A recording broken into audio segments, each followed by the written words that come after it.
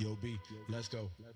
You may have seen the clip and maybe heard word of mouth, yet another podcast. Man, what could it be about? Is it truth or opinion? A couple of contradictions. We're here to challenge tradition and twist your vision. So we set on a mission to bring you rebel wisdom. Welcome back to another episode of Rebel Wisdom. I'm Julian, here with my co-host B. Today we're going to be talking about transportation. It's funny, like coming up with our topics and like talking about this. We just thought transportation and I guess kind of the evolution of it and how it's changing would be interesting. But I'm just thinking from a viewer perspective, it's like transportation, like what is this going to be about? Or it sounds like a heavy electronic vehicle topic. But we're just going to kind of talk about where transportation has come from and where we think it's going and how that might stray from the norm or what we as society are used to. So yeah, I'm excited for this episode. I feel like it's kind of a unique one, which all of our episodes are very different. And I mean, honestly, me and B just love to talk to each other, and now we just do it publicly. So we're going to dive right into it. B, I was going to start us off with a little exercise. If you're cool with that. Always good with a morning exercise. All right, yeah, morning for us. We're gonna go back and forth and just name modes of travel, any mode of travel we can think of, and we're just gonna go back and forth until we can't think of any more, and just open the show with just the wide breadth of everything we can think of. Mm-hmm. All right, you want to kick it off? Walking, good. I'll say horse riding or just riding, animal riding. okay. Like a car, Okay. Boat, airplane. okay. Who do we want to? Do we want to just is like jet? There's like prop. Well, we'll just keep airplane as all. Okay, yeah. Airplane. Rocket shoot, space shoot, The space travel. Okay. space travel. Yep. You already said boat, right? Yes. Okay. How about like a submarine, like Ooh, underwater, thinking that travel. underwater travel. That's good. Train or rail travel. Okay. Time travel. Yeah.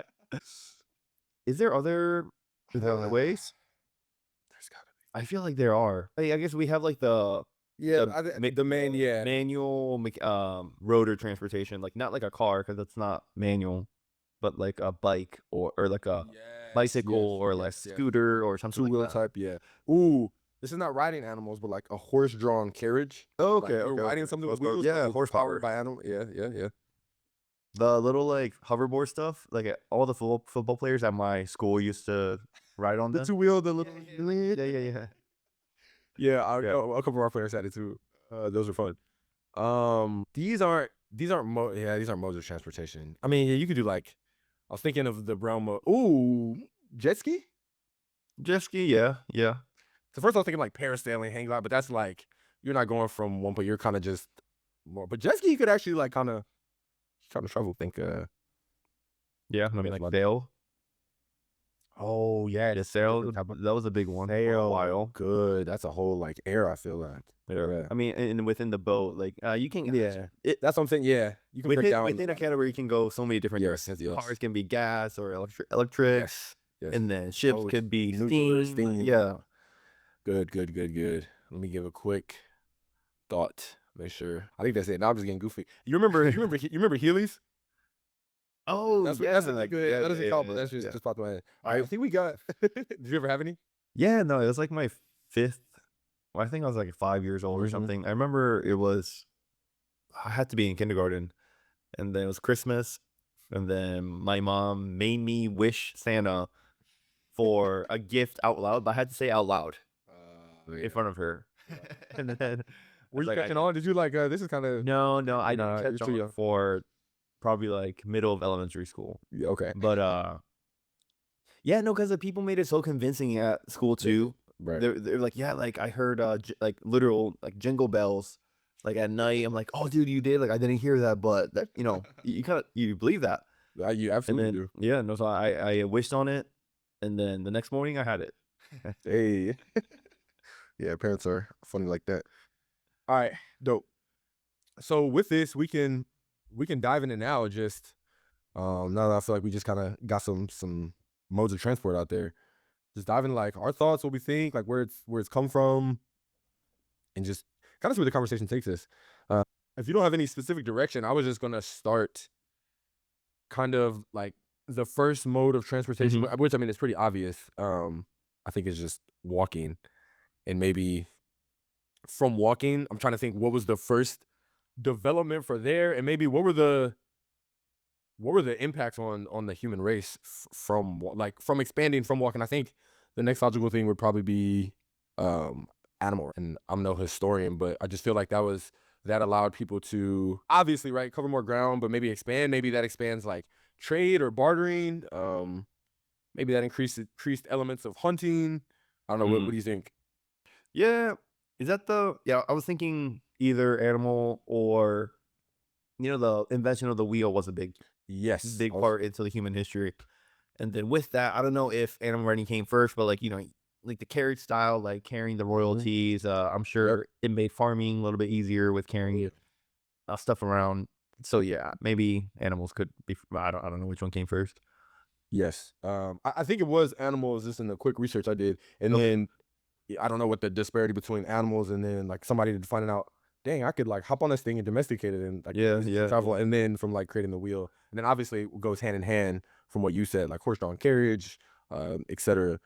Um, but yeah, it's in the world of modes of travel. When I saw they grouped the earliest modes of travel and kind of like we'll call it the early era, which just encompasses yeah, walking, animal riding, the invention of the wheel. But then also is a pretty ancient one that's I know there's biblical references to it. There's one more mode of travel in the early era. You want to take a guess? Other than animal riding, walking, and invention of the wheel, there's one more. Oh shoot, it's in the Bible. Yeah, give you a hint. Noah's Ark. Oh, like a Familiar with- ship. Yeah, like boat. Okay, okay, okay.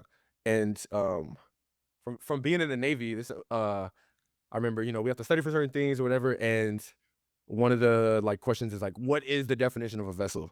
So, Oh, yeah. which, if I remember correctly, it's pretty much anything that's able to float with the capacity to like hold and transport things.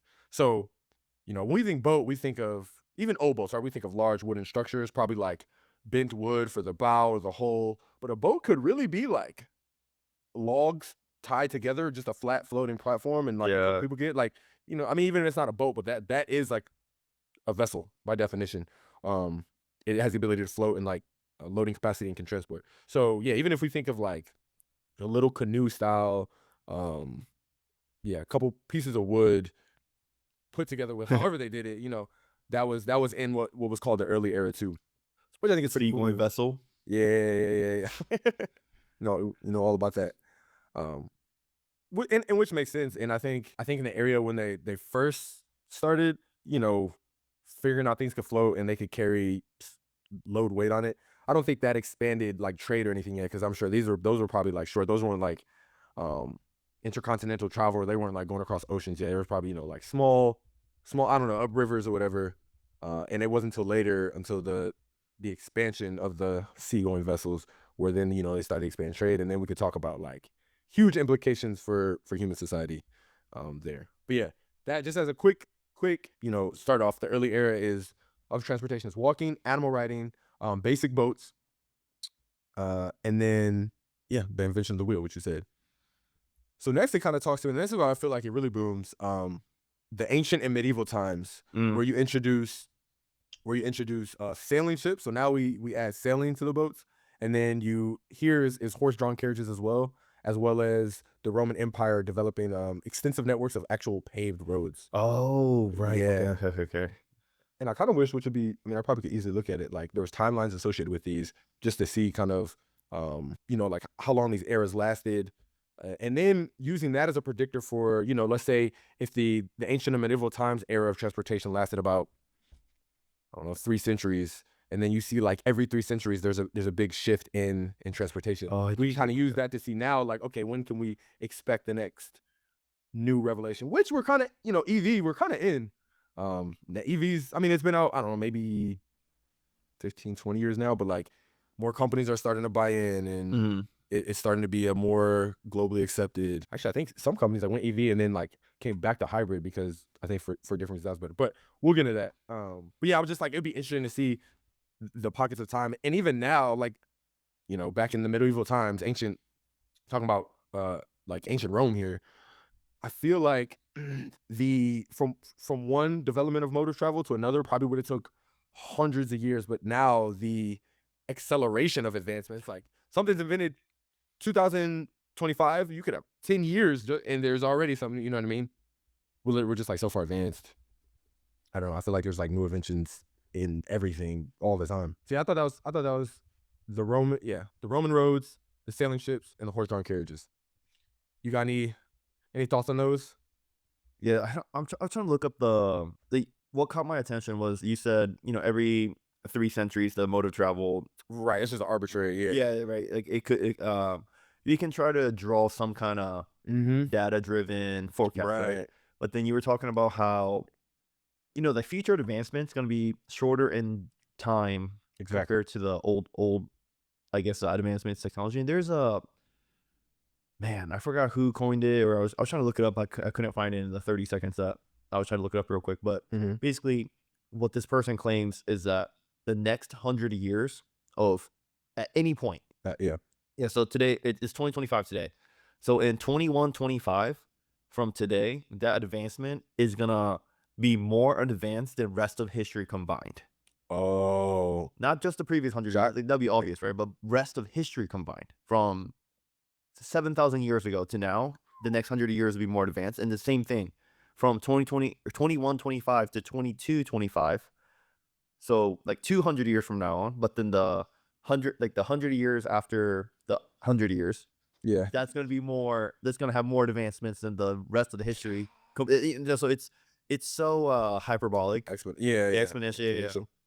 So it's, I think that's interesting, because even like what we're going through today, we can feel it. Yeah, we feel it, but then imagine when the crazy AI stuff, I mean, that's going to open floodgates for just crazy designs and stuff that we can even, calculate or fathom or just imagine.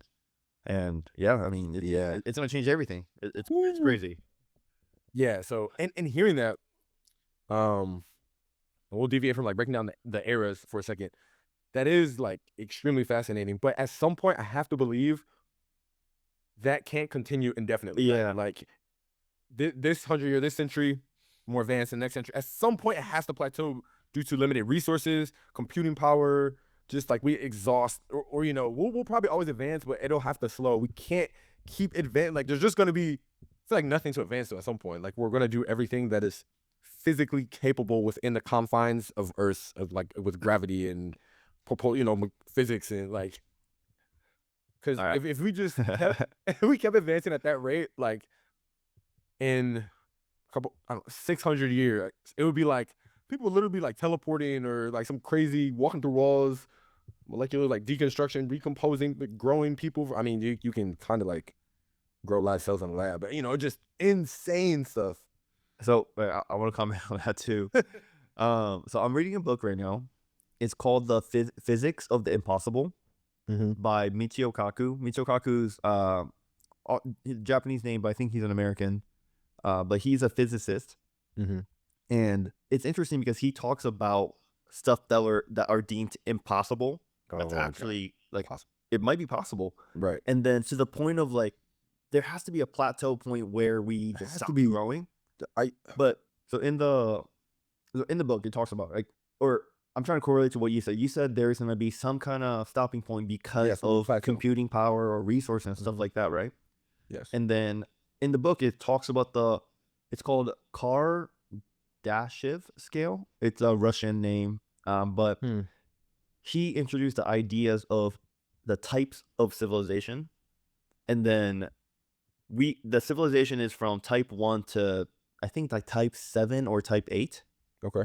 But most importantly, like the first couple types are, more relevant to a everyday conversation, I guess.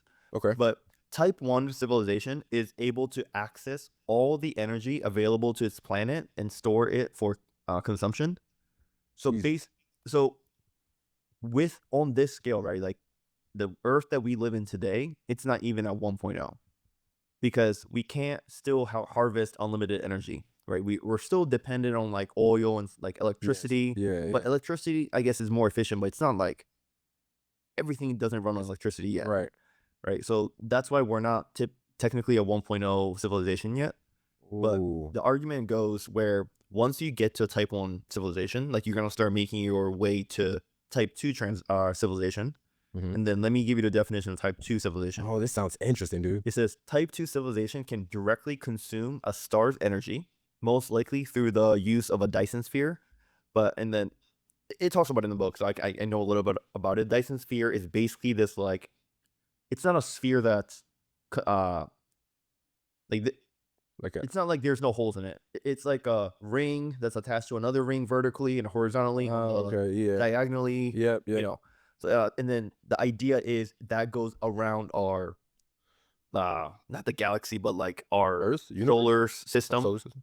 Yeah, so basically you would make this sphere around the sun, and then you would harvest like a lot of the sun's energy, and then you're able to use that's like a complete 2.0 civilization. That's only 2.0? That's 2.0. That's 7 2.0. is gonna be like crazy. And imagine, like, we're only at like a 0.7 out of the 1. Jesus. Right? So basically, and trying to tie it back to the argument is like, for the energy and resources stuff, as long as we can keep advancing, we will not run out. Right? And then I'm sure it'll come up later in the episode where we talk about space travel. Yeah. But space travel is actually a very important part of this Kardashev scale. Kardashev. Yep. And then let me tell you type 3, and then I want to hear. I want to hear more. Okay, should we just go through it? Yeah, please.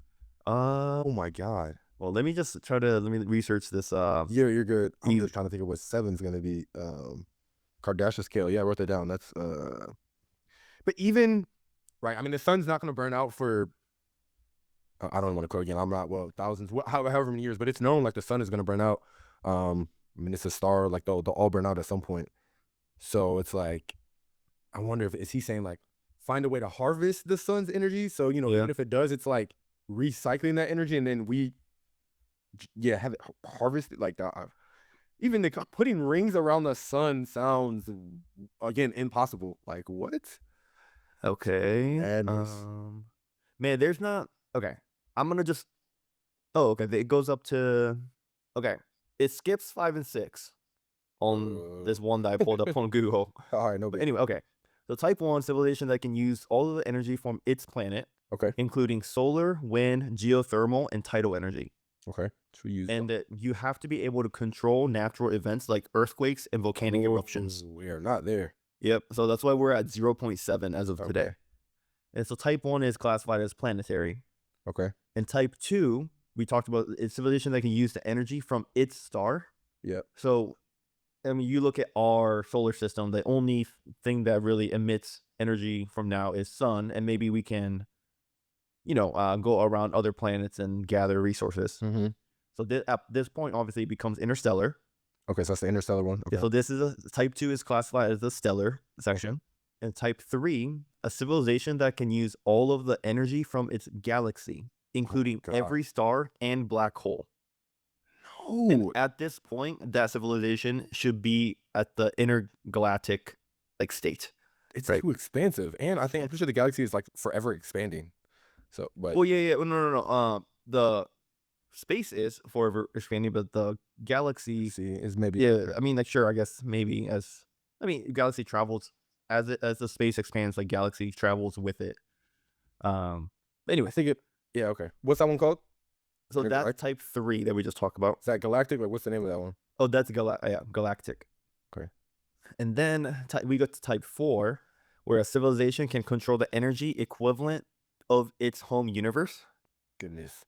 And then can manipulate the fabric of space-time.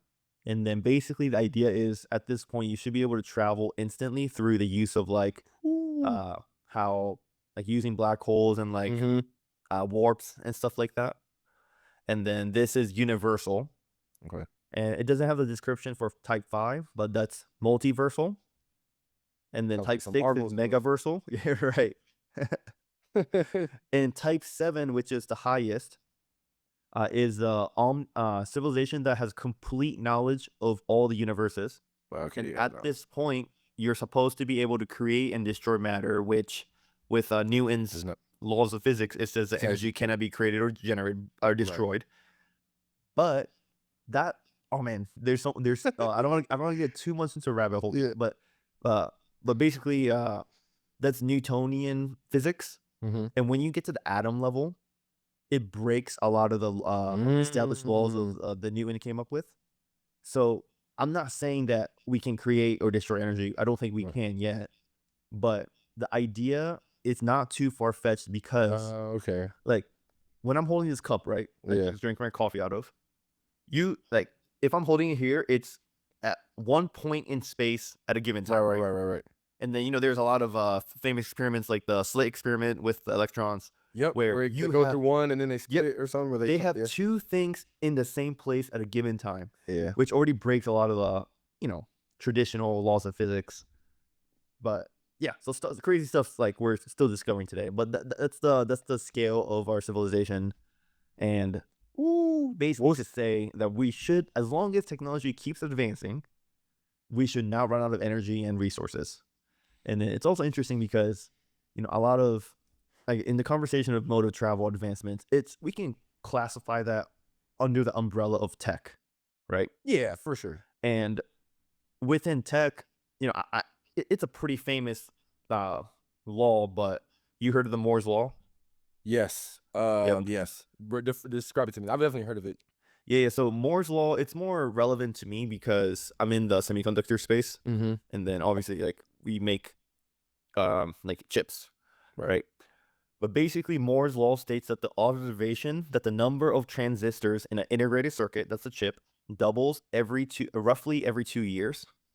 And it's still to this day, That's true. we have been following it since whenever this thing was introduced. And it's been introduced for at least like 50 years.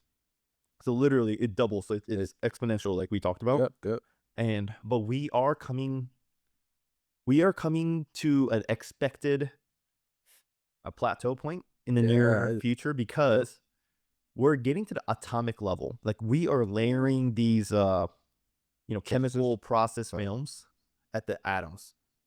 And like we just have not figured out a way to go beneath the atom. Oh my God. So basically the argument is like maybe the Moore's law is true as long as we have the technology to back it up, but then we're coming to like a physical limitation. Yeah. And basically other ways to do it, you have to, it's kind of like architecture where if you lay a film like this, let's say this, I'm holding my hand up horizontally. Yeah. Let's say this is a layer of one atom. Okay, right. Now, instead of going like this, just building on top, you can kind of like build higher here, make it lower here, and then design the chip that way. So that's been, the later technology in the semiconductor space. Super interesting. But yeah, well, we got on a little side tangent of technology, but no, this is good. This is good. But yeah, so basically, we might be coming to a stop, but with other theories, as long as we keep it advancing, I don't think we'll ever run out of energy or resources. And we want to keep. We should want to keep. I don't see a world where we just say, "Hey, stop! Let's stop innovating." Yeah, no, not. I don't either. Not just for every field, everything stop innovating. But like for AI, right? Like we're integrating artificial intelligence. We're integrating at such a advancing at such a rapid state that they had to. But wasn't Biden like they had to like slow advancement because it was like integrating to the it was advancing to the point where like we don't have solid understanding of it, but we're keep pushing forward. So like you don't want to get I don't think like new things will ever. I'm trying to like what you said, like they'll stop. It's interesting too because like a lot of the scientific discoveries that we're making today, like I used to think, how come we couldn't invent electricity like 3,000 years ago, right? Yeah. But basically, there's a scientific theory. Again, I don't know the name of it. I only understand the concept of it. But basically, they say in order for invention to happen of a new technology or whatever, there had to be a previous invention that makes the new invention possible. That makes sense.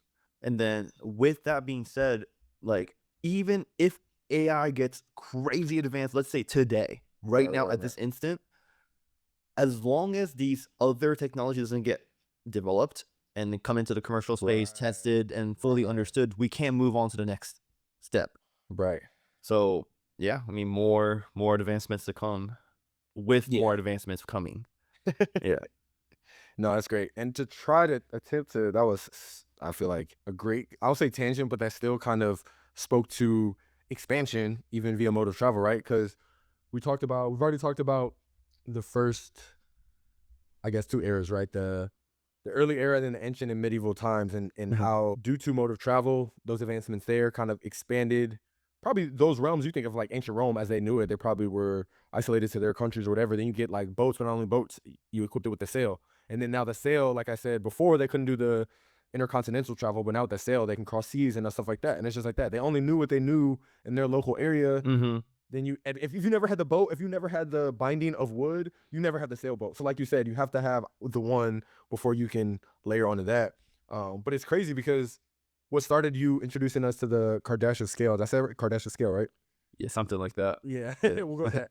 I was proposing that there's going to be some type of like physical limitation, or maybe even intellectual limitation. But even as you go to down the scale, I'm just noticing the only way it ever advances is if you discover more physical space or properties. Like it started, one was planetary, and then it's like once you say like mastered the planetary, like there's no more expansion that can be done within Earth. Then you go to interstellar. Then you go to, it was galactic. Then universal. Then multiverse. You know what I mean? You have Mhm. to expand like what you have physically. I feel like in order to keep these societies, I guess as he calls them. So it's interesting to see like what we're going to either discover physically or expand. I mean, it has to be discovered whether it's within the Earth or outer space. To expand our travel, and then Mhm. talking about universal control of like, sure, we know what spaceships are, rocket ships, but you have to even think those have to come such a long way to sustain outer space. Like I feel like they're gonna start looking like moving empires, just things we see in movies. Yeah. Which at this point we're all familiar with seeing things in movies growing up that we're like you never really think you'll see, and then now here we are. Yeah. Uh, One more thing is, a lot, me hearing this at first, I was like, oh, this is such BS. Like, it's just not going to happen. Sounds insane. But then imagine from literally 100 years ago, Mm-hmm. right? In like 1925, would they have imagined us doing a podcast, typing stuff up on the internet to gather information? You have AI summarizing articles in a Yep. efficient way. It just, some of the things like would have seemed impossible. Right. Impossible. So with that, I have to be open-minded enough to, if there's data to back it up, like maybe it is possible. Yeah. And I'll probably never know because I'll probably be dead by then. But It does. yeah, with the future generation, like it's gonna be normal stuff, Right. Fascinating. Okay. Dope. All right. So I'm gonna move on to the next era. We got early era. We got followed by ancient and medieval times, and then the next, which I feel like this is what we started hearing in like history class and stuff. The Industrial Revolution, where now you're introducing steam power and you're introducing railroads. So I feel like steam power was huge because you had steam that was propelling like land modes of travel, and also we have like steam powered ships.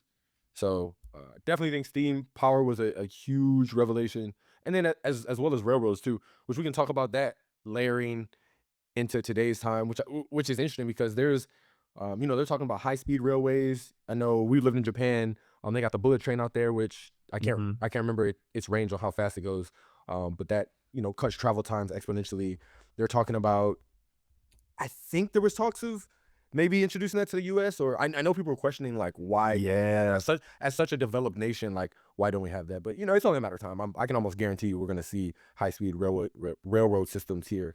But again, it kind of goes back to when we talk about that the like interval structure of advancement. They had the railroads, probably steam power, with the wheels connected by the bar that all like chugs Mhm. it along, and now you're getting, you get electric rail systems, all types of rail systems. I know they have the carts that have like the little trolleys that connect to the wires that Yep. go Yep. through. Yep. Like I just was recently in New Orleans and they had like a little trolley that went through the city that you could hop on, hop off for like short term travel, all the way up to the long distance high rail travels. And depending on where you live, like some people never really hear about trains, but they're still prevalent to this day. My dad recently came to visit me 3 weeks ago, and he took the Amtrak from Ohio to Illinois. Like, and so my family's actually been traveling by train a decent amount lately, which I mean, I hadn't really my whole life, nor had he. He's lived in Ohio his whole life, and he just took the train for the first time.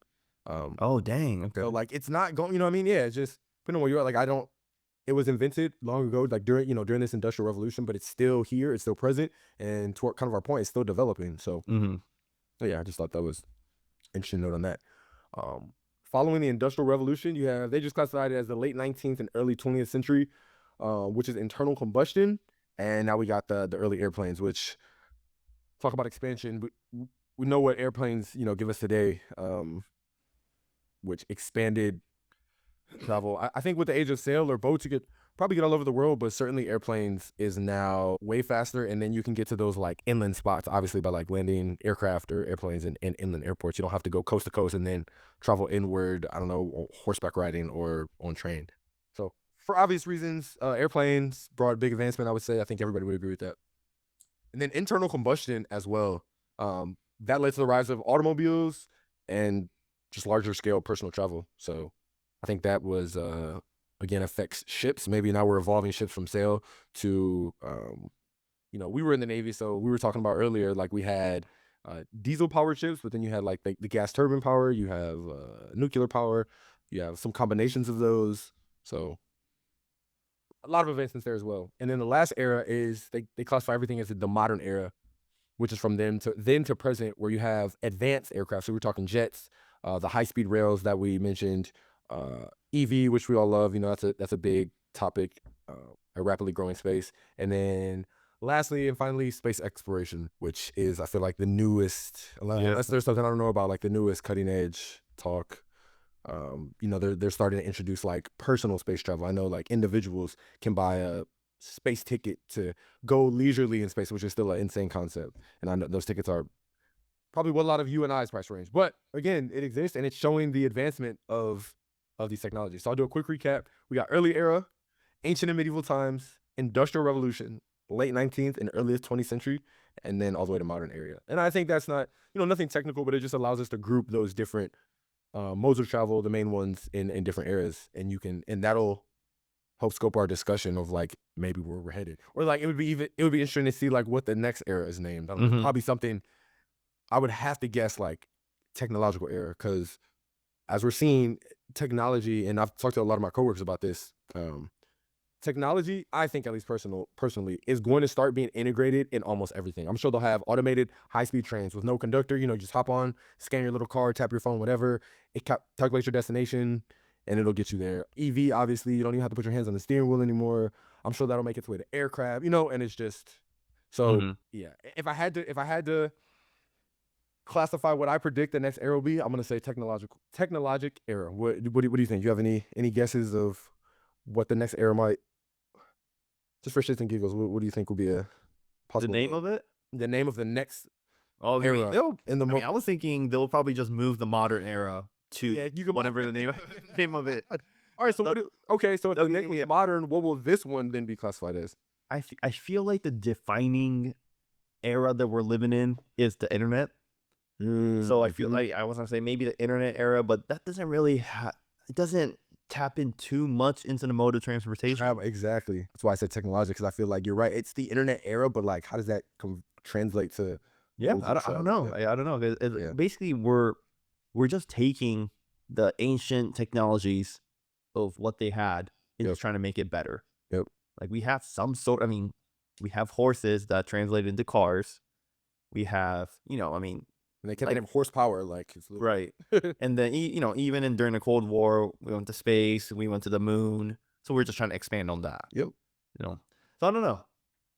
I don't know what exactly the name of this era will be for mode of transportation, at least. Yeah. Okay, bet. Okay, what else we got? No, just go. Like I think that's like an easy segue into the EV. Oh, definitely space, and EV.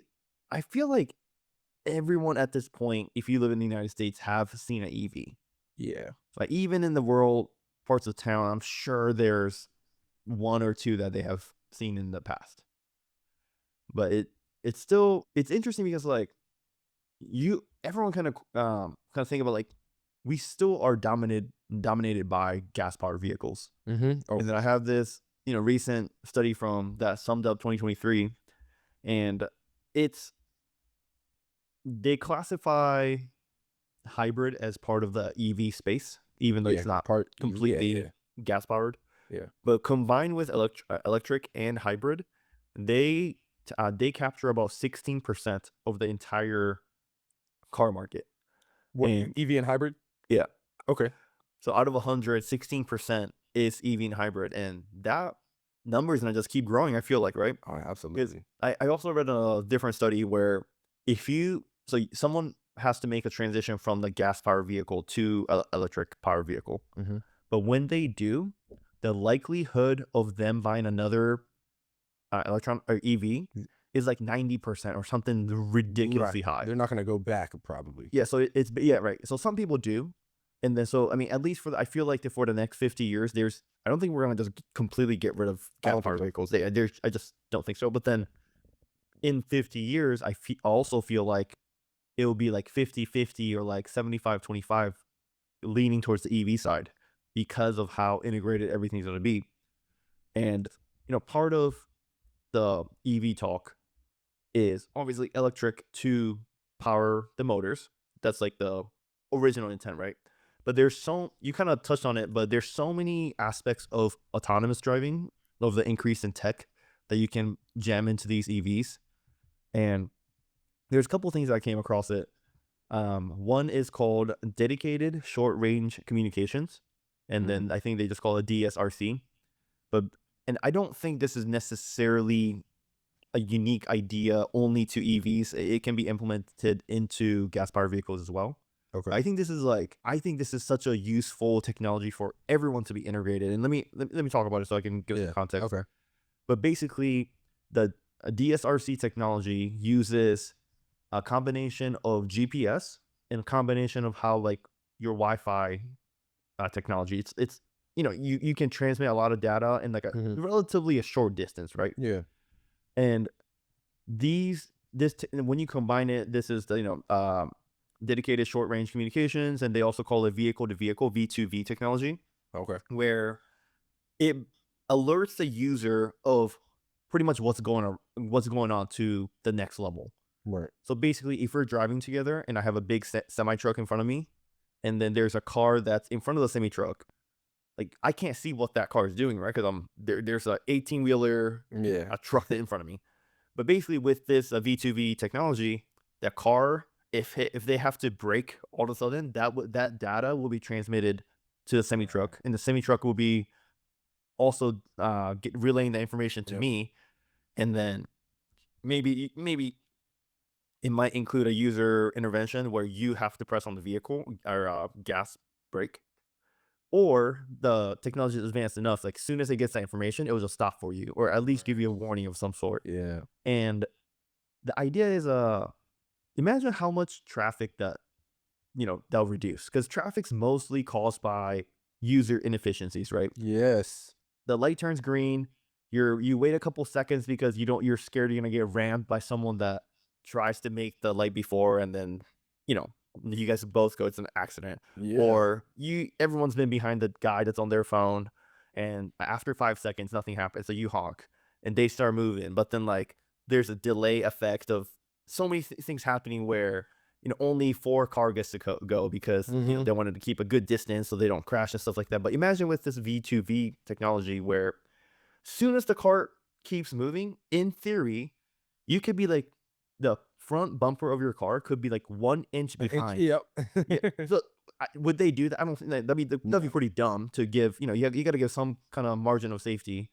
But imagine if soon as the light turns green, the car starts moving forward, and your car that's behind it, 1 foot behind the other vehicle, just automatically starts moving at the same exact speed. Like, like there would be virtually no traffic. And they could connect to the lights as well. Like the light be sending signals to the car. So it's literally as the light's turning green, the car started moving. Yeah, for sure. And that'll decrease the motor vehicle accidents like drastically. Yeah. Because ideally in the future, like where you just don't have to drive. Right. And we're already seeing little snippets of that with Tesla or Journey V. That's cool too, because like you don't test like the auto driving, or self-driving. automated self-driving. Automated driving or self-driving. That can be done while accounting for other drivers that are reckless and whatnot on the highway and stuff like that. But if everyone went to this model, like, it'll be so easy for cars to predict what the cars are doing, and there's gonna be no erratic, crazy movements that happens. Yeah. Like, they're not gonna cut you off to try to get it, make an exit. Then people are gonna get mad though, because it's like where the user, I feel like differential comes in. It's like, when you're in a hurry, now you can like speed, or you can like, you get a little more reckless where you're weaving in and out because you might have an emergency or speeding. Whereas like if every car's connected, they're always gonna adhere to the driving regulations. So if you're in a hurry, it's like, or you can maybe like put it in manual mode and like take over or something. But I'm sure. I'm sure it's gonna be a manual mode. But I mean, the thing is, if everyone's on this thing, there will be less need for you to hurry because it'll be more efficient. It would be much more efficient. Or maybe the speed limit should go up. Like, you could drive faster because it's literally all in sync. Yeah. And then obviously, like, from a regulation standpoint, no self-driving is gonna allow the self-driving to go over the speed limit and stuff like that, because that just creates liability for them. And then you don't want to do that either, right? But on this note, and with with all these advancements come further regulations, further safety. Like, there just has to be deeper analysis done on safety, etc. That's like AI is great, but it's like, how do we regulate it? How do we prevent it from self-standing, etc. In California, I think last year I never followed it. I just remember when it happened, it was a big deal. California said, we're not going to sell cars that are capable of going over the speed limit. And like, people were mad because like what? It's the highest speed in California is like, I don't know, highway 75. Like, the car won't let you go more than 70, or maybe like 80. Maybe it gives you a 5-mile-per-hour buffer. But yeah, so it eliminates your ability to excessively speed, which I also was like, that's interesting. So it's like, in a way where you see advancement, and then you see like, you could kind of classify that as like a regression in a sense, because cars are capable of going 180, whatever. You never go that fast, but they're capable. And now they're almost dialing that back to cope for human behavior, to physically limit people, from more fast, which I thought was super crazy. And I can't remember, there was like, I think there was like lawsuits against it or something, but people were people were mad. But it was like the car sold in California.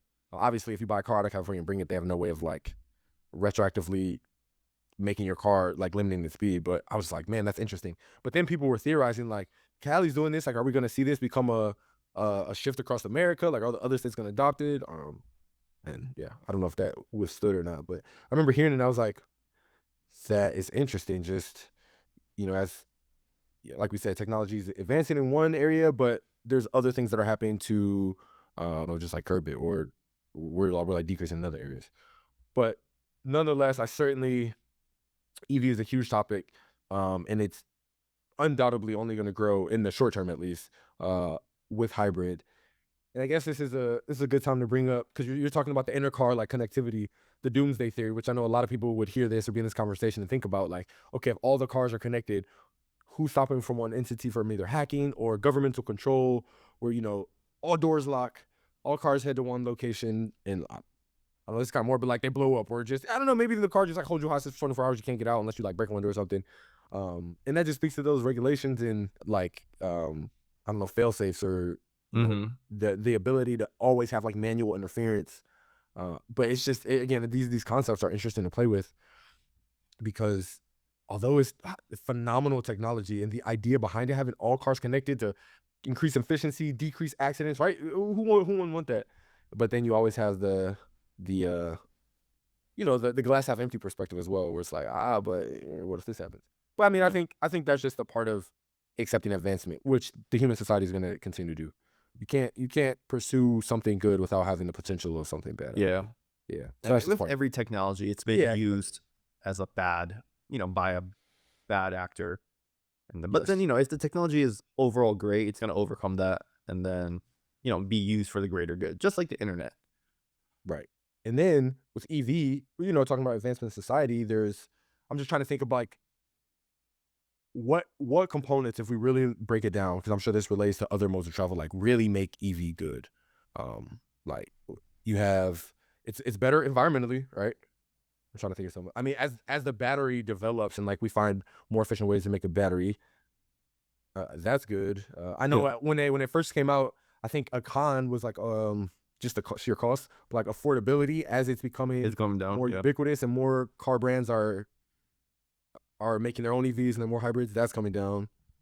I know another thing. Just talking to, I don't have an electric vehicle. I know you don't, but talking to like Tesla owners, one downside is length of travel. Like your long trips, gas powered have a longer like length of travel on one tank, whereas EV you have to do more stops, and then if you want to do a long charge, like charging will take longer than just pumping gas, so that might be a negative. But I think all those things as they develop are things you could, we can overcome. Mm-hmm. Yeah, and then if you have any, or if you look at like once the EV is made, we can make the argument that it is eco-friendly, but to make the EV batteries, like it's actually if you combine that into the equation, it's actually unfriendly, right? Because like it's like you have, in order for you to make it eco-friendly, you have to drive the electric vehicle for like 10 years without changing the battery or something like that. Yeah. But I know at least when I came out of the Navy, I interviewed with a company that I didn't end up going with them, but one of the things or the primary business model that they did is they recycle EV batteries.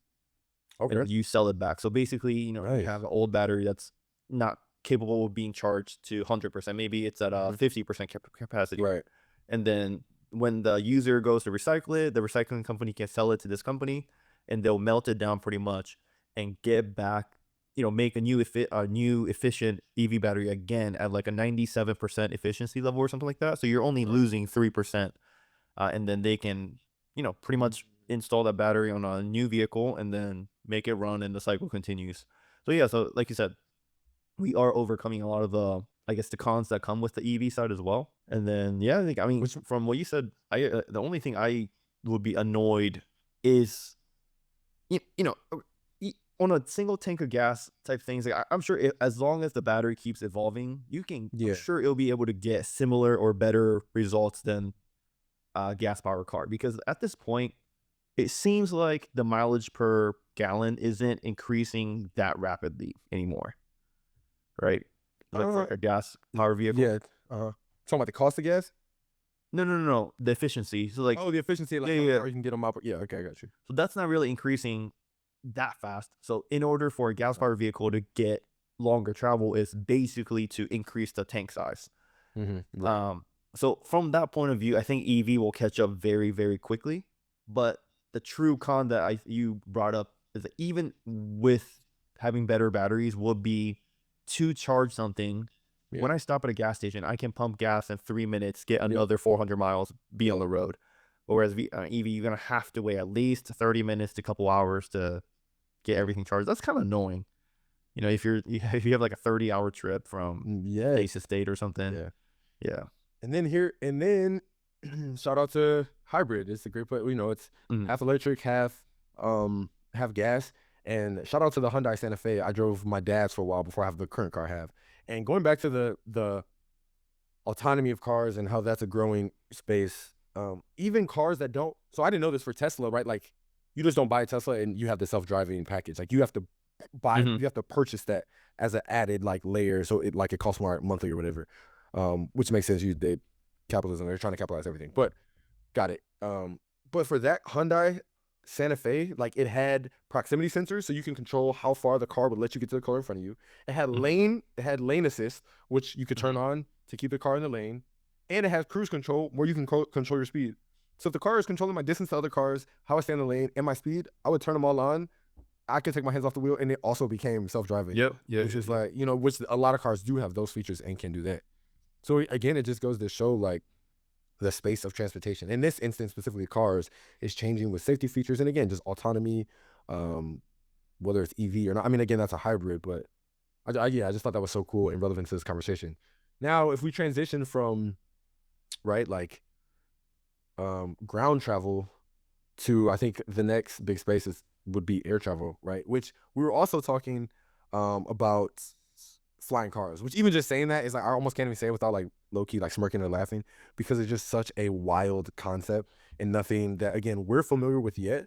But there's actually prototypes out, and we looked it up before. There's like one model that's been approved for like limited use in whatever capacity, I'm sure, or maybe a company uses it for something. But talk about like efficiencies. Imagine a car that you can drive and then maybe you hit a certain level of traffic, or I don't know, I'm just spitballing. You know, you go air mode and then it lifts up and then you can fly. I mean, honestly, if it could fly, I wouldn't be on the ground at all. But Yeah. Here, I want to share my screen. how insane is that? And I'm excited, like, just to see how that works. Heck yeah. Here's the one of the things I saw, and then it's, you know, the flying car completes its first ever intercity flight. And I don't want to say they're the leading company or anything like that, but it is one of the companies. It's called Air Car, but I thought it was really interesting because so if you took off the wings and like the extra props in the back from the aircraft side, it looks like a car. Yeah, it looks like a car with like tires here. Yeah. And I paused it here because it shows the inside of the vehicle. Yes. And I thought even if they made it look like it was a car, I thought the inside would be like an airplane. Yes. But you look, it's just a couple extra buttons. Yeah, it looks like a car. It does. And it's cool because, you know, it does the whole flying around thing as it should. Yep. And you go back, everything the wings folds like a car. Oh, yeah, man. Everything just. So I think this was like the first, you know, actual prototype from this company in particular. And I know that there's other companies doing it, and other companies have obtained the regulations from cities and states and whatever they need to get permission from. But I feel like it was like a sci-fi thing possible. You know, it's actually becoming reality. And then I think the con of it is obviously like you have to get a pilot's license as well on top of the driver's license.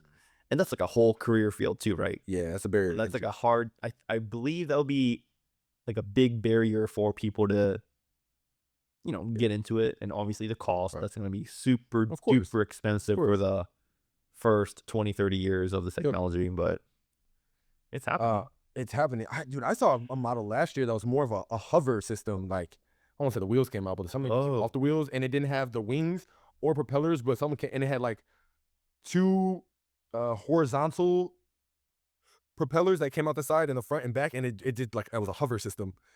But let me not look it up or anything. But yeah, and again, that was like over a year ago. But to your point, like, these things are being created, and just how I love just thinking about that concept. How wild is that? But like you said, it's going to be few and far between, even when they get rolled out to the public, due to barriers of the license, barriers of the cost.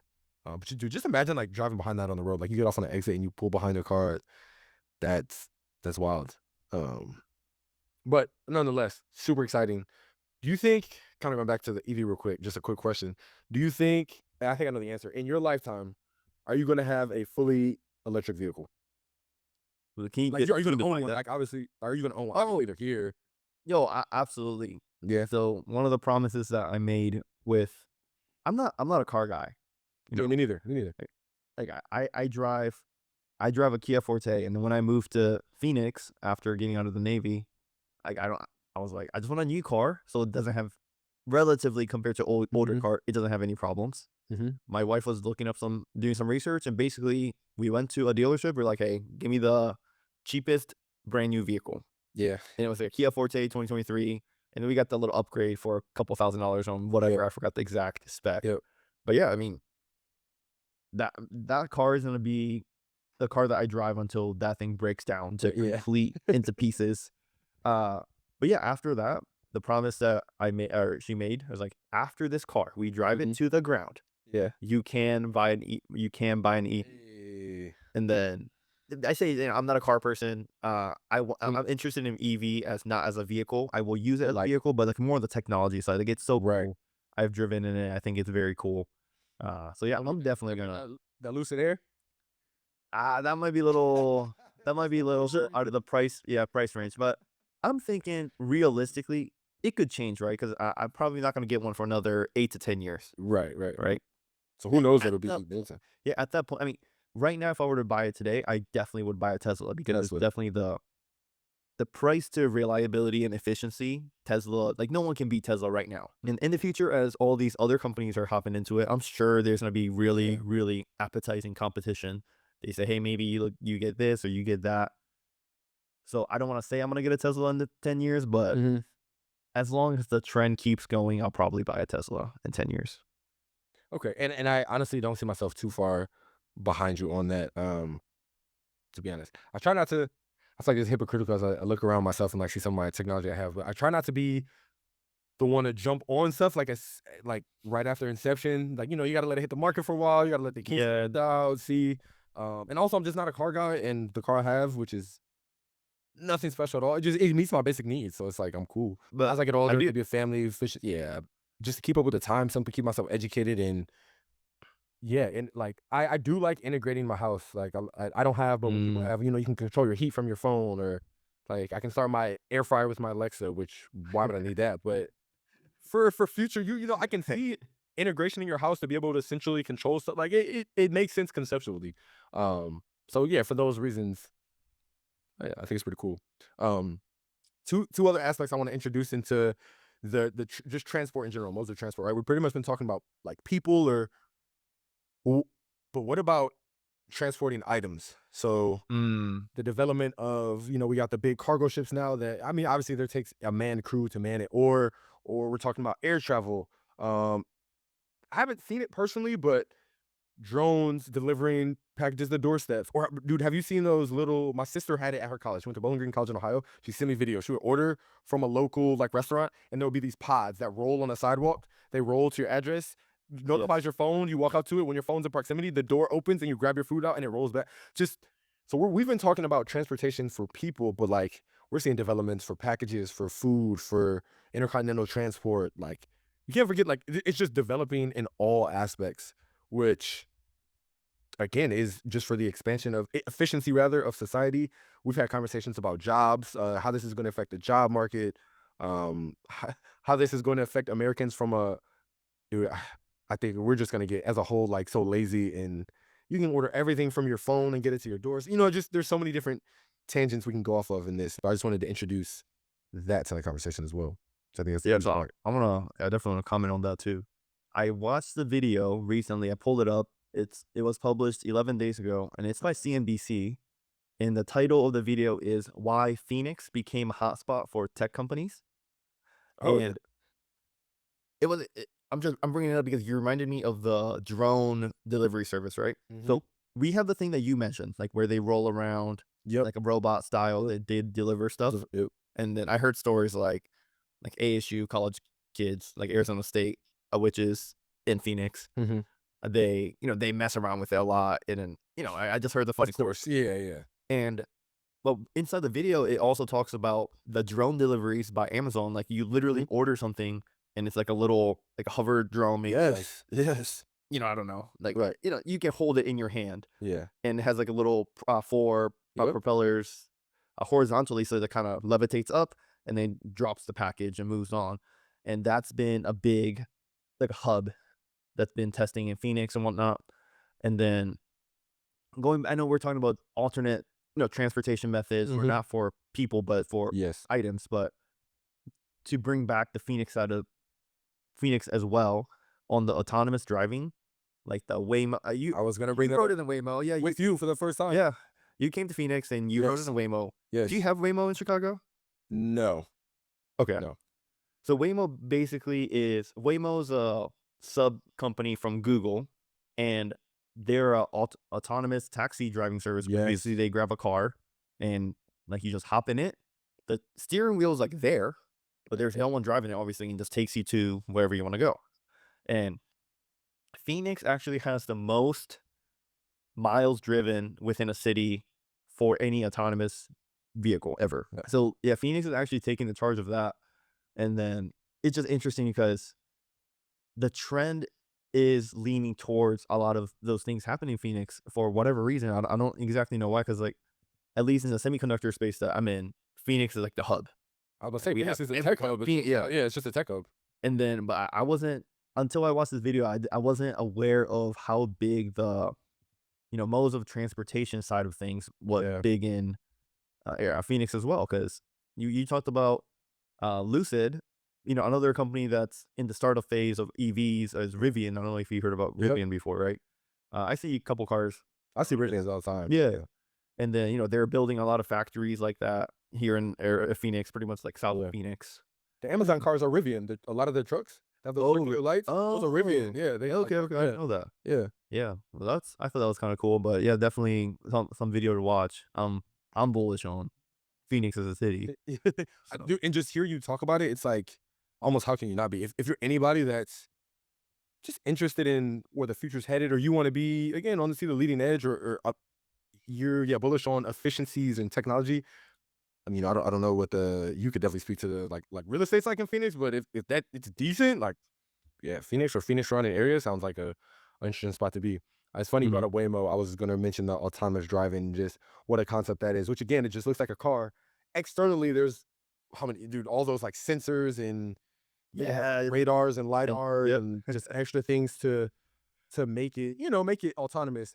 But I remember it was about a year ago. So obviously, like I said, I've rode a Waymo twice, I think both times with you, in Phoenix.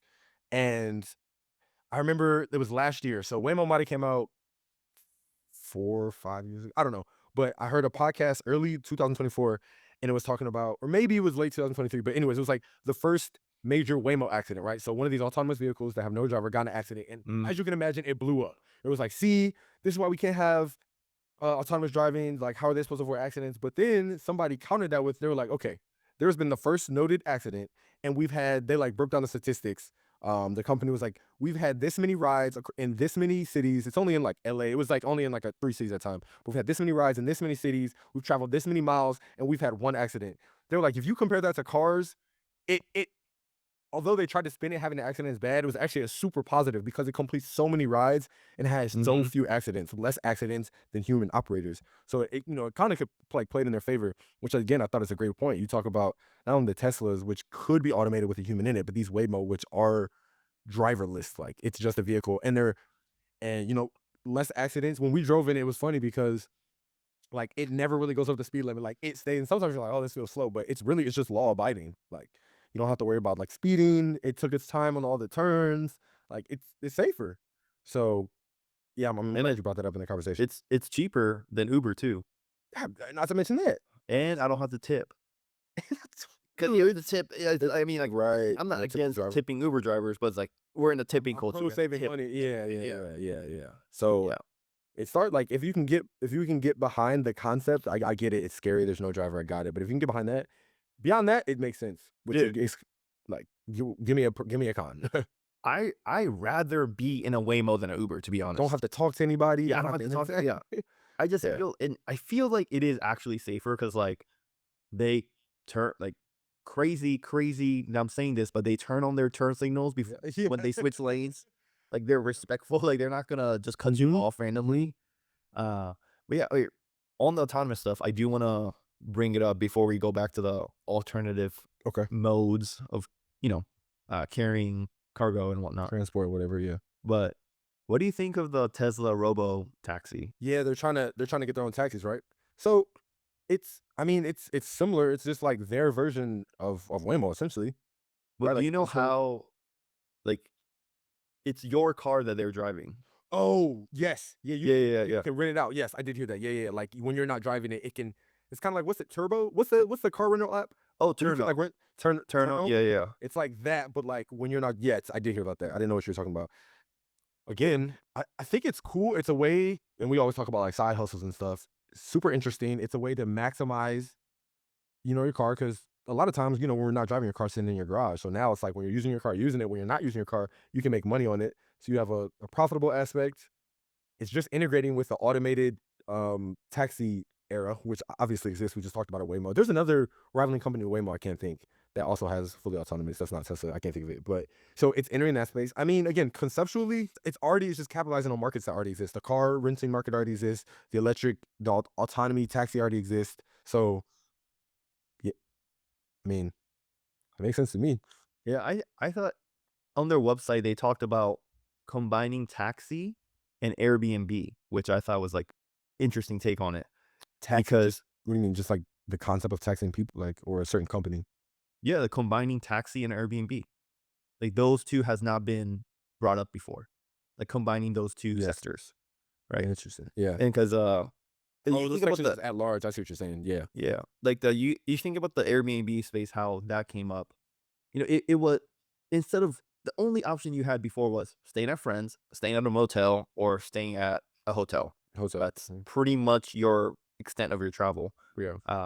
Or lodging. Your lodging, right? But with Airbnb, you kind of think about, these random homeowners can rent out their space, and to be competitive in it, that you can price it much cheaper than a hotel, Mm-hmm. and that it serves a bigger audience than a hotel because, hotel, what I mean, if you have 4 people in a hotel room, that's already kind of crowded. Yeah. Whereas if you cram them in a house, it's more spacious and it Right. might, meet that need. And I thought about it from a Tesla, the auto robo taxi service. Like, as the technology advances, you can buy the regular sedan that meets a need for these people, and you Yep. can I mean, they're doing it by itself automatically. So it's not like you don't have to look for the highest margins. You can just do it for $7 a ride, Yeah. Yeah. and so that's gonna definitely be advantageous for, it's a win-win for everyone. I'm sure Tesla's gonna take a cut Tesla's gonna for servicing it, so Yeah. they're gonna win. owner. The owner's gonna win because while they're not doing anything, they're like making money somehow, and the consumer's gonna win because Lower price. it should be cheaper. Yes. And yeah, I mean, that I'll be very interested in looking into that. Great addition. I completely forgot about that. Yeah. If this is a perfect for this conversation, is just the development. Like as you see like sectors almost merge. And as I mean, they try to like prevent monopolies, but it's kind of like Amazon that, becomes this powerhouse. I can see a company that's like their business model is just like lodging and transportation, and they service both, and some Airbnb, Tesla, hyperbreed, I don't know, merger or something. But dude, that's a great point. And then even on a lower level, just rideshare in general is trying to think back in the day. I mean, there, cars always had 2 seats or 4 seats, but you get Uber, you can do Uber Split, which, drives on the cost, they allow. So, as technology advances, maybe they make more spacious stuff where you can carpool with certain people, or like autonomous carpool, Waymo with multiple people. It's just, yeah, it's ever growing. There's always layers being added. Yeah, it's pretty cool. Pretty cool. And I definitely think this is a space where I haven't had, a lot of people just don't talk about in a kind of casual manner like this, or Yeah. element of technology. So yeah, I think with a lot of these, we're seeing increased efficiency. We're seeing, as batteries and stuff get bigger, or excuse me, better, as more people becomes more accepted or more ubiquitous, like increased sustainability, um, increased cost also as it becomes, you get more competitors and that drives the price down. I think and this is both for probably like air travel and ground travel. We talked about briefly the mention of like hyper rails, which I would be super excited to see that in America. I don't know if there's one being built or not, but I've heard a couple of times, I've heard it. I thought, like Ohio, I heard of like I said, it's by word of mouth. Like I never done research on it, but like there could be some kind of rail system that connects the sea cities. It's like Columbus, Cleveland, and Cincinnati. And I heard it in Texas as well, where they would connect like San Antonio, Dallas, Austin. These huge, that'll make a lot of sense. Yeah, that'd be, but something like that. Like I feel like there would be a good market for a lot of Right? stuff like that. I'm just like And- thinking about it from like me living in Japan. Like I didn't use the high speed rail or bullet train every day, but when I have used it, it was very efficient. Instead of driving for 12 hours, I just took a bullet train and got there in like 3. Yeah. Yeah. And this, which is perfect, I feel like this is like a culminating topic. I feel like this introduces a topic or word that we've never really heard of from a historical standpoint before, of like smart cities, where it's a very connected infrastructure, but also reduced like just mayhem, like traffic. So you're increasing efficiencies of travel, but maybe decreasing like congestion. And this goes, I think, with the implementation of these things we're talking about, these autonomous vehicles, the ability to rent out vehicles that already exist, somebody's vehicle. So instead of like somebody driving and taxis on the road, the taxis become the people's car that aren't driving. You're just reducing the number of cars that are on the road by capitalizing on the cars that already exist. And then if we talk about future, probably like after this topic, future stuff, you might have elevated rail systems that are like connecting buildings. These are just like, like movies you see, lifted, or maybe, I don't want to say like levitating, but some type of, maybe building a building, or the flying cars become more of a thing, or God forbid there's some like anti-gravity system that literally just levitating structure. I don't know what it could look like, but I think we're just breaching these elements of smart cities, which is crazy because we have smart homes now, which is probably a Yeah. last couple decades topic, which your phone controls everything. But now again, scale that smart cities.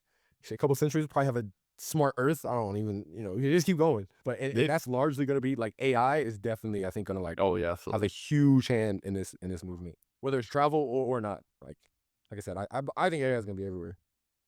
But just for the train thing that you talked about, or the levitating thing, we do have one in Japan already, like where they use electromagnetism, and basically that train, like it has a track for like where the magnet electricity to interact, but basically the train like doesn't touch the ground; it's just floating, and it goes super duper fast. Like I got less friction. Oh, I know what you're talking about. Yeah, it's on the track. I think it's like inches from the track. It like hovers very close, but it's never actually. Yeah, right. Yeah. It goes in the air, but yeah.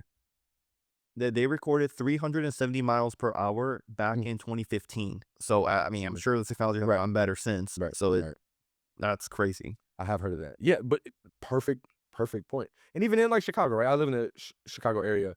Nothing, electromagnetism tracks are like what they have. It's the L. It's like the main train that just goes in the city, but the structure is connected to the ground. It's lifted under so like you can drive under it, and it's just like a cool thing to drive through Chicago because at any time the train can like come over you, and it just looks cool. But again, it frees up the ground space for just car traffic or like other road traffic. So it's really just this concept of maximizing space, which I just had a thought going back to our Universe 25 episode. Remember where it was like you have a population and it all seems to come into these they all like gravitate towards each other, and then this experiment was done with mice, but for humans, and like we just come into these like metropolitan areas, these cities, and we build up when we have all of this acres for expansion. But I don't know, due to just technology or maybe how humans are socialized, we come together and then we just start building up, and it's just like a functions of how like societies come to be, which is I don't know, it's just something to think about. Instead of building up, like we could build up and out, or we have space that we're just not capitalizing on. I don't know. Yeah. But yeah, I think this is certainly a fascinating topic that so much we're seeing the expansion like real time, and then we could hypothesize with where it's going, what's still to come. We didn't really talk about any, like we talked about like the physical limitations and what has with EV batteries and physically, but I'm trying to think, is there any like social economic impacts or some job impacts? We kind of touched on like if you're a taxi driver, like those jobs might fade away. Just trying to think. Yeah, I guess like on the, I guess if you could tie it into the economic side, I mean definitely, but the infrastructure to support all of this stuff. Yes, right? I know we focused on EV a little bit, but another emerging technology in the car space is hydrogen powered vehicles. Ooh. And that's, I mean, I didn't know this, but there are already hydrogen powered vehicles on the road. I knew that. I didn't know they were on the road. Are you looking that up? I'm about to look it up real quick. Yeah, I'll look it up right now. It's by Toyota, I think. Let's see. Yeah, it says, okay. So in hydrogen, in car terms, the general public, I think we call it hydrogen, but the more, I guess, technical, not really term, they call it fuel cell electric vehicles. That's hydrogen. And there's a car called Mirai. Mirai. Mirai is like a Japanese word for future, right? And I mean, obviously, Toyota is a Japanese company. But 2024 Mirai starting MSRP is $50K. So it's not like it's not like a crazy right. People can buy it if they want. But basically, this is a hydrogen powered vehicle, and basically it's hydrogen powered to create electricity, which I guess it would be an EV, but instead of using just a plug-in power, you just use hydrogen. Dude, I wonder how you like recharge. Yeah, I'm looking. No, so I watched some videos on it, but basically the hydrogen cars has benefits over traditional EV. Yeah, it's crazy because the EV is still like a growing space, and there's already like a layer above. Yeah, it's crazy. But I thought of this. Okay, let me explain it, and then I'll let you know how I thought about it. So basically, you go to a gas station, I guess, gas station equivalent, where you go up to a pump, right? And you can refuel these hydrogen, like, I guess, I don't know, not particles, like The cells. substance. Okay. Oh, okay. Yeah, and then basically you just like, they have a hydrogen tank, and then they use hydrogen and oxygen to mix it through and then go through a fuel cell and then creates electricity somehow. The smarter people figured it out. But it's advantageous because it mimics the gas powered experience, like where instead of going to a charging station and waiting 2 hours for your charge, you just pull up to a gas station, in quotes, Right. put in some hydrogen. It's going to take like 3 minutes, just like any other gas pump, and then you're on your way. And I kind of thought about it as from like a nuclear propulsion Navy stuff, because we were both in the Navy. I was trying to relate it, but basically, Right. initial ships, we have steam powered ships, right? Exactly. And then we went to the more efficient gas powered or diesel powered. Diesel. Yep. And we're back. The new technology is the nuclear propulsion, right? But nuclear basically just creates heat, and it's ultimately a steam propulsion, Low-key. right? So basically, I mean, nuclear is a way to generate steam, and the whole propulsion is still steam. That's how I kind of thought about it, where hydrogen is a new way to create electricity, but it's still an electric car, Mm-hmm. basically. And I mean, I was kind of surprised that I didn't know that they sold these cars. And I think Hyundai also did a hydrogen vehicle, but I don't think they make them anymore. I think Yeah, BMW the did expensive. too, so. Yeah, actually BMW and Toyota is Yeah. in collaboration. They have a very strategic partnership, it sounds like. Mhm. And then going back to the infrastructure, the economic, not impacts, but like hardships they have to come across. But they pretty much have to build like new gas stations or do like a retrofit underground to. I watched a video on how all this stuff works, but it's going to be very expensive. Oh, Like, of course. imagine how, I mean, gas powered vehicles so convenient because like, I live in Phoenix, and it feels like every 2 or 3 blocks there's a Circle K or a gas station. Yep. And it's so easy to get gas.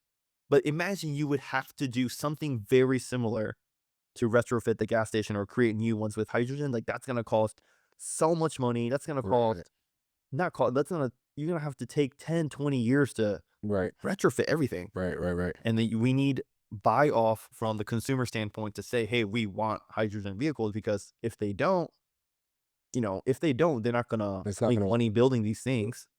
And then, I mean, it's like a chicken versus egg thing, because they need demand for hydrogen, but then if they don't have fuel stations, people are not going to be interested in it. So, and that's going to be a big challenge for. I agree. Which is another reason why the traditional EV, which I just want to baseline in saying like the gas stations are so easily accessible because it is our standard, which is the basis of this, not a conversation, but we're proposing ways that we're going to break away from the standard using, the evolution of modes of transport. And that's where the kind of the rebel comes in, is we're gonna break away from gas. Well, at least in the main, maybe. Yeah, like we might at some point break away from gas, and it's certainly evolving. But which is why I like Tesla, right? And I don't know hydrogen. If it's a liquid, use the power of this fuel cell. You'd have to have these stations or like retrofit them, as you're saying. But like Tesla, reason I think it can be so powerful, you can get a Tesla charging station at your home. So like, yeah, you gotta go these other places, but they can retrofit one off of, it's like your washing machine connection in your garage, and you can charge it at home, which again capitalizes on that time. Like your phone, like when you're not using it, you throw it on the charger. When car's in the garage, you just throw it on the charger. If they could replicate that, which I don't think they could, because like I said, if it's where it's EV, it's pure electricity. The hydrogen is not the case. So I think that's a huge also selling point. Now again, it's gonna be a little costly to get that at home at your crib, but it's an option. Whereas that's not an option for any other type of ground vehicle mode of travel at this point, to get it like at your house. So yeah, I just like that's something to consider too. But yeah, the hydrogen is crazy. I completely forgot about that. And I also did not know that was like out on the road. Yeah, I thought that was like a technology 30, 40, 50 years down the road, but it sounds like they already have, working models of it. And this just speaks to that rapid expansion, that exponential curve we talked about, or yeah, before one technology is even solidified in society, we're already getting the next. And that's when I was kind of talking about AI. It's like I feel like at some point, in some spaces, the advancements are exceeding our capacity to like keep up, whether as consumers or innovators or whatever. And it's like, dude, could we get our heads wrapped around this one first before we? But I don't know. Maybe that's the beauty of the human experience. Who knows? What about? I know we talked about. What did you say? I don't know. You didn't say. Oh, you said leisure. You used the word leisure in space travel. Exploration. Yes. Yeah. What about space exploration? What about that? Because you have Elon Musk and Jeff Bezos, one of the two richest people in the world, tackling, I guess, a problem. I don't know if it's a problem per se, but they're both saying, "Hey, we gotta habitat other planets, basically, or the human race is gonna go extinct." And if that's the case, let's say hundreds, thousand years down the road, we occupy the moon or Mars or whatever space or whatever planet they deem fit. But just like flying across countries, I feel like you could have space travel between planets. Like, oh, like, what are you doing on Earth? Like, oh, I'm just visiting for maybe a couple years. I'm from Mars. Same. It's like, would that be crazy? And I feel like it's crazy to understate. It sounds crazy, but I don't think that's impossible.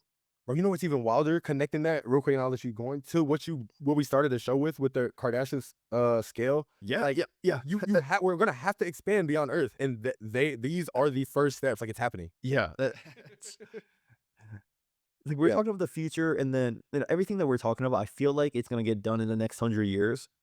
But with the space travel thing, that's gonna be. I feel like it's gonna be longer than 100 years worth, where there's like a civilization established on a different planet.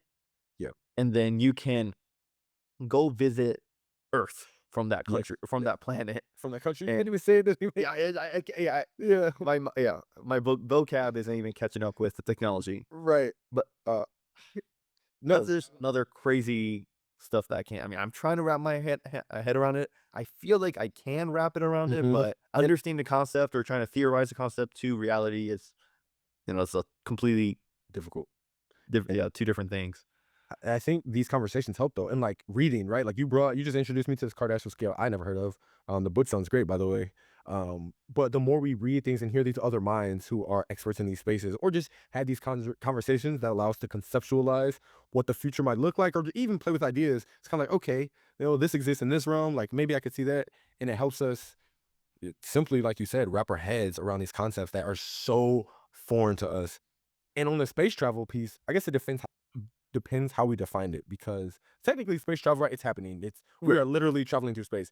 But like you said, to inhabit other planetary spaces, literally have people live and exist other than Earth, that is not a thing. And I know is there like space stations and stuff where something's orbit and it's a structure maybe that astronauts go live on currently, but we're talking about domesticating another planet that already exists and has existed for millennia, however long. Revolutionary, insane to even talk about. But if we're talking about the longevity of human life form, you gotta like consider it. Yeah. All right. Absolutely.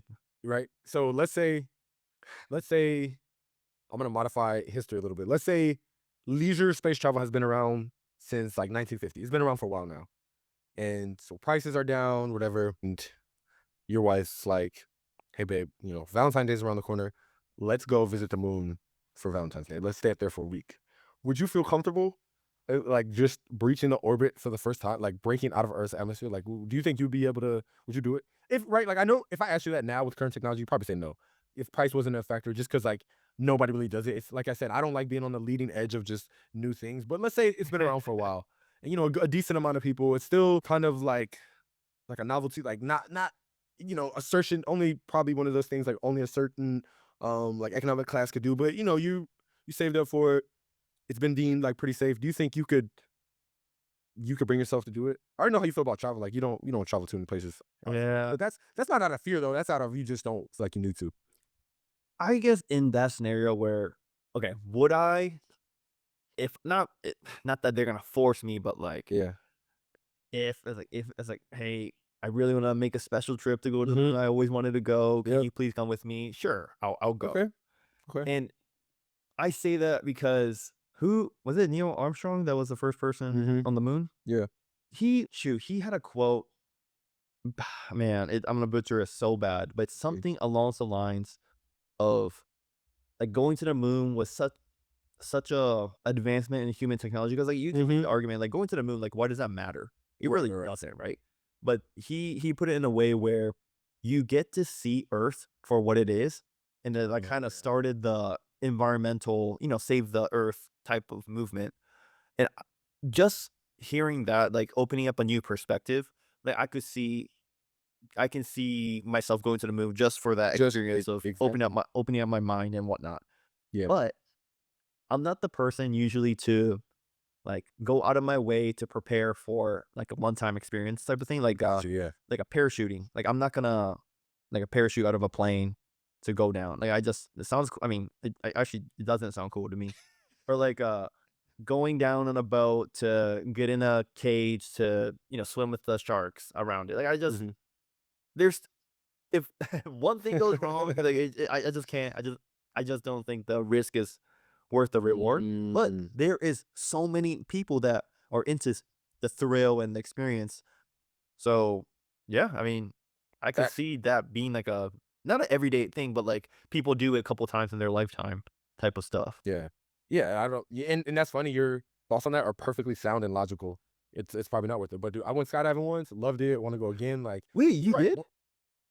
Probably you have gone? I have gone. Yes. Wait, I never heard you. Oh, I didn't know that. I've been one time, and it was probably the most. I've done a lot of like fun things in my life, but from a exhilarating perspective, like again, just something I've never felt. It was like oh man, I bet the rush was crazy. Wait, it's just adrenaline? Crazy. Yes. It's wild. But the free fall isn't that long. Like you're literally falling with nothing for what feels like seconds, and then the parachute catches, and then you're just floating down. Which at that point it's less like exhilarating, but the view, you're still like houses look microscopic. You can just like float the rest of the way down. Yeah, it's pretty cool. Oh, interesting. I didn't know that. Yeah. While you were talking, I looked up that Neil Armstrong quote, which I think you're talking about. It's so simple, but kind of like you were saying, it's pretty profound. He said, landing on the moon, that's one small step for man, but one giant leap for mankind. Because if you think like literally you step on the moon, like it's just another step. Like it's a small step for man. Like it's something we've never done. But for mankind, how that step, just proving that we can be on the moon, is going to shift mankind like huge leaps. That is a crazy concept, yeah. Yeah. And it kind of like what you said at the beginning, like one thing has to happen for the domino effect to take place. Like somebody had to land on the moon. We had to get there first, prove it can be done for the domino effect. So it all ties together. All right, bro. Well, shoot, you might catch you on the moon this Valentine's Day. Yeah, I mean, it's coming up. We're recording this last week of January, but 30K, but man, dude, I feel there. Well, it's been hour 40 that we started recording. I haven't even covered everything that I want. Like I wrote down in my notes for this episode. It's crazy. It's a so much topic. Yeah, because like when we were first coming up with the topic idea, I'm like, oh, what are we gonna talk about? Maybe we're not gonna have too much to talk about, but then it always finds a way of working out. Yeah, the free flow conversation. Yeah, that's good.